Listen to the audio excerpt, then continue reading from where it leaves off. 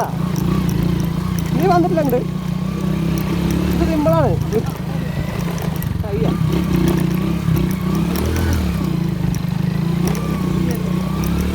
നീ പിടിക്കടേ.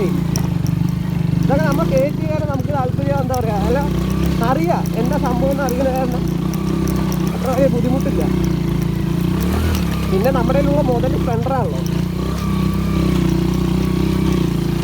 അത് ഡബിൾസ് ആണെങ്കിലും സിംഗിൾ ആണെങ്കിലും കയറി പൊക്കോളും.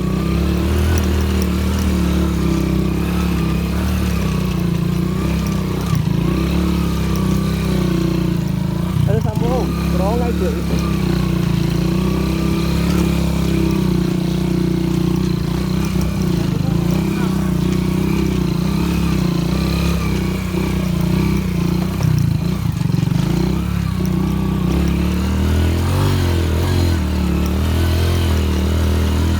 ഏതാ വഴി?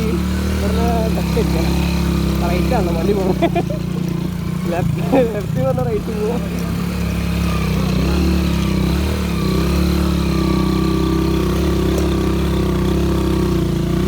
മര്യാദ വഴിക്കൊന്നും പോകാൻ പറ്റണം.